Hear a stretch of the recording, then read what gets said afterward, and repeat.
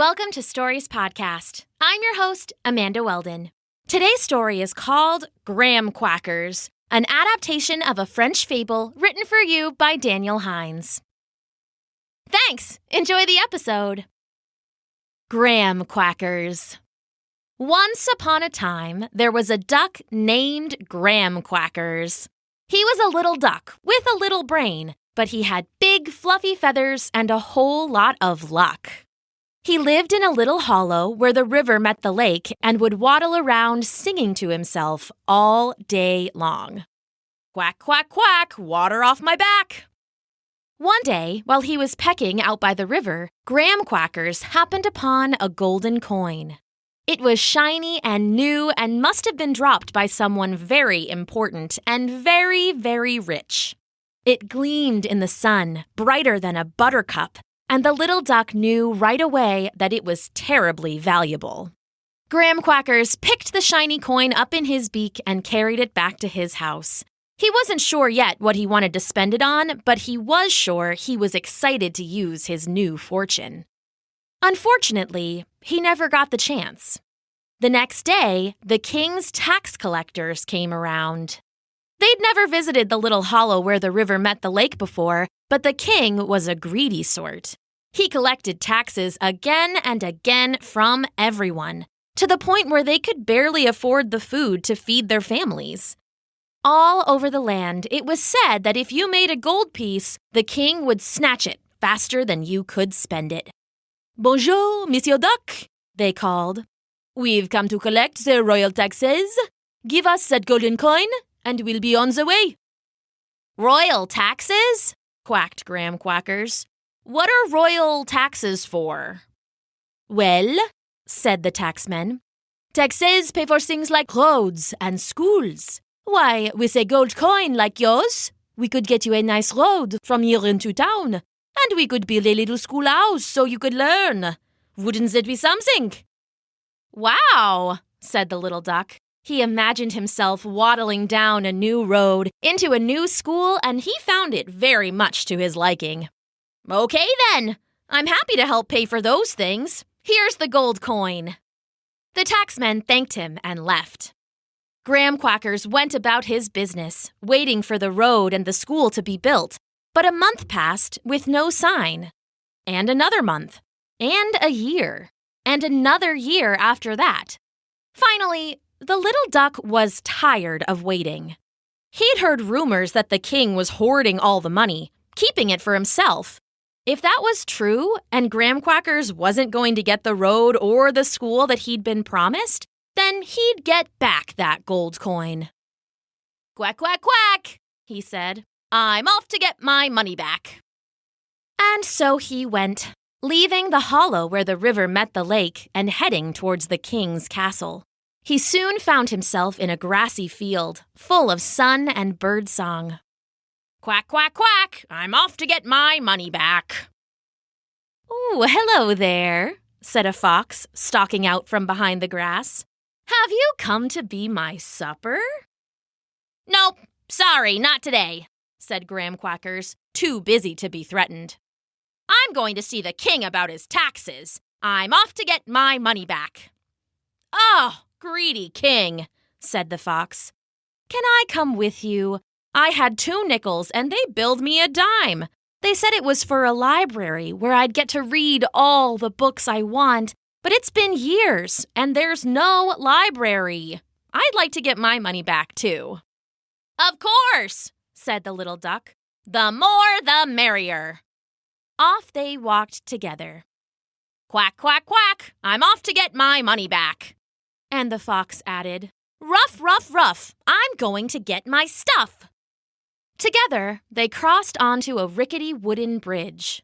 With their every step, it tottered and swayed, creaking and groaning worse than an old man with a bad back. Far beneath, there was a lazy, rocky river, and their voices echoed down its depth. "Quack, quack, quack, I'm off to get my money back." "Ruff, ruff, ruff, I'm going to get my stuff." "Oh, why hello, my lovely singers," said a friendly otter. "Where's the party at that you're in such a rush?" "We're going to see the king about taxes," said Grahamquackers. We're off to get our money back." "I like the sound of that song," said the otter. "I made a sweet melody and I had to pay 3 notes. They said they'd use the money to fix my bridge and clean up my river so it would be easier for me and my pups to play. But it's all still just as bad as it ever was. You mind if we make this a trio?" "Of course," said the little duck. "The more the merrier." Off they walked together. "Quack, quack, quack, I'm off to get my money back." "Ruff, ruff, ruff, I'm going to get my stuff." And the otter added, "Grum, grum, grum, I'm taking back my crumb." Together, they traveled through the countryside and into the gardens that stood outside the castle walls. They were beautifully kept, with flowers splayed like a peacock's feathers, beautiful in natural shades. It smelled like lilac and rose and honey, and the air was busy with the sound of bees. "Quack, quack, quack, I'm off to get my money back." "Ruff, ruff, ruff, I'm going to get my stuff." "Grum, grum, grum, I'm taking back my crumb." "Honey, honey," buzzed a bustling bumblebee. "That's a sweet march. Where are you heading?" "We're going to see the king about taxes," said Grahamquackers. "We're off to get our money back." "Wow, can I tag along?" the bee said.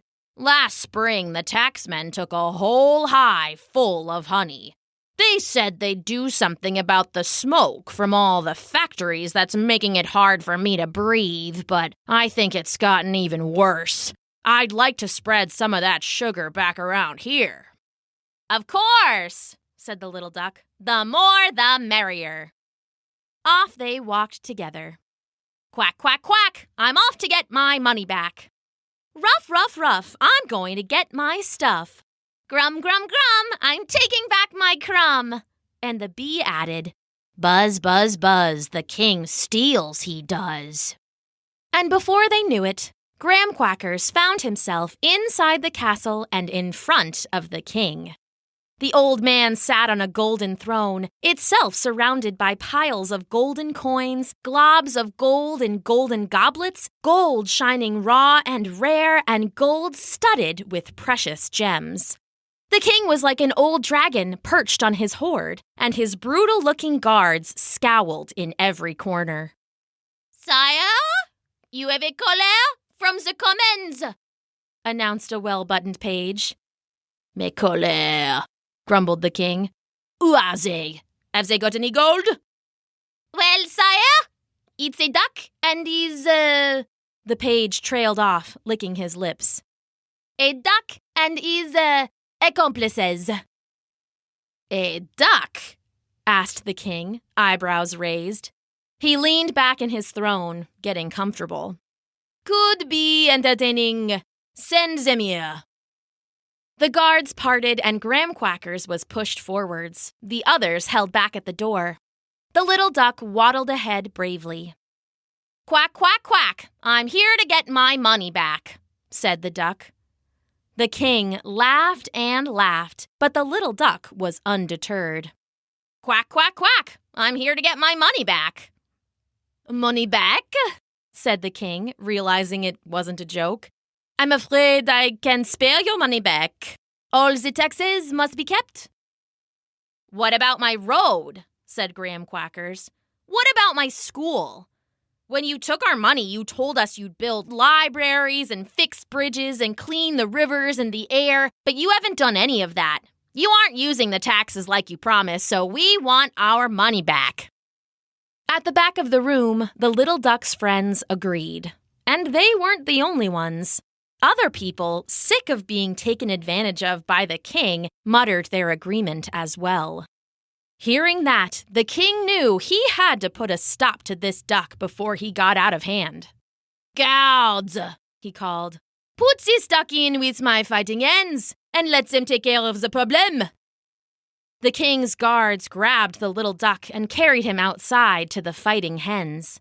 The king raised the birds to be vicious, and the big bullies quickly circled little Grahamquackers, talons gleaming. "End of the line, pal!" one of them said, glooming close. Grahamquackers gulped. But then the fox was there. She jumped into the pen and stood between the hens and the little duck. "You better leave my friend alone," the fox said, baring her sharp yellow teeth. One look, and the hens scattered away, terrified of the little duck's fierce friend. Grahamquackers turned to thank the fox, but was scooped up by the guards before he could. "Unacceptable!" the king shouted. "Well, if the fighting ends are scared, then we need another plan. Tie him to a rock and throw him in the river." No sooner had he said it than the guards leapt to obey. They tied a rope around a rock and the other end to Grahamquackers' quaking, shaking body. Before he could even argue, they tossed him into the river. He hit the cold water with a splash and immediately got dragged down and down by the rock. Ducks can hold their breath for a long time, but a long time isn't forever.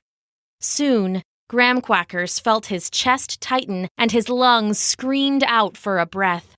His vision started to go dark. He was fading.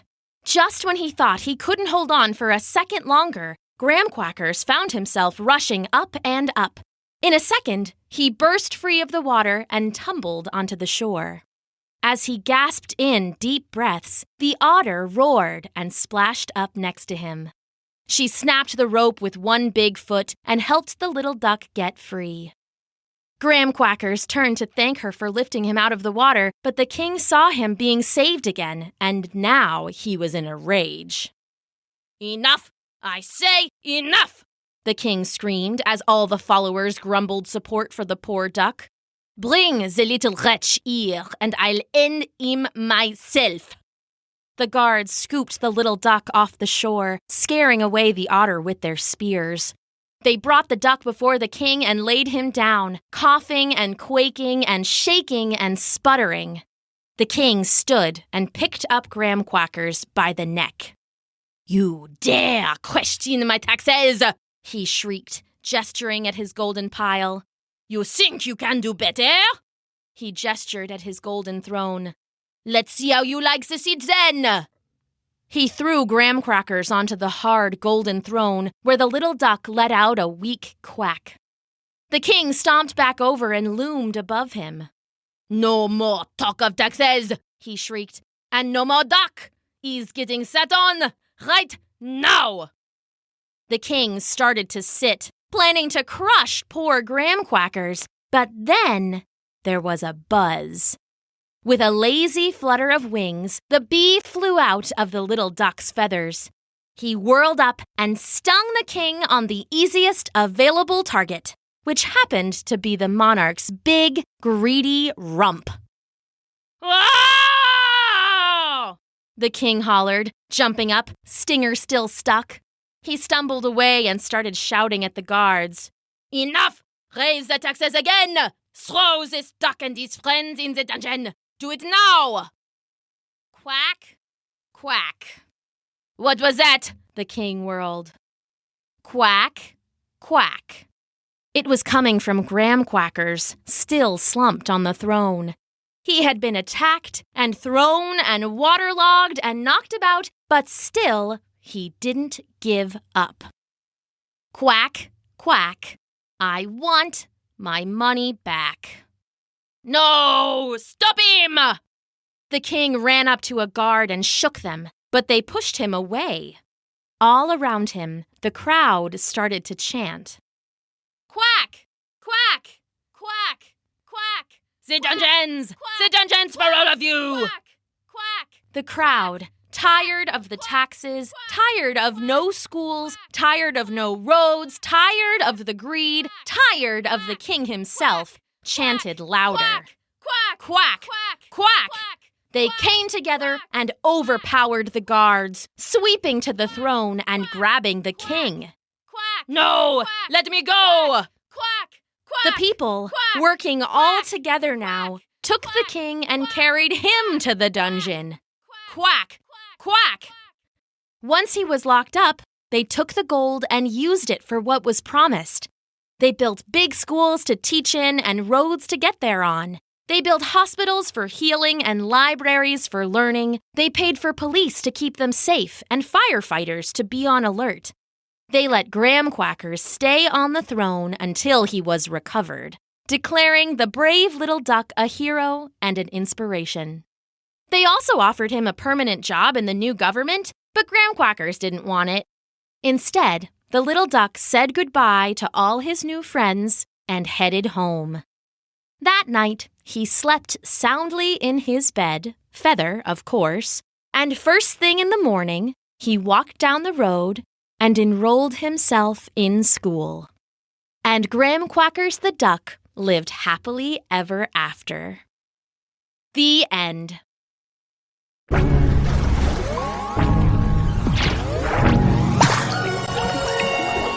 Thanks for listening.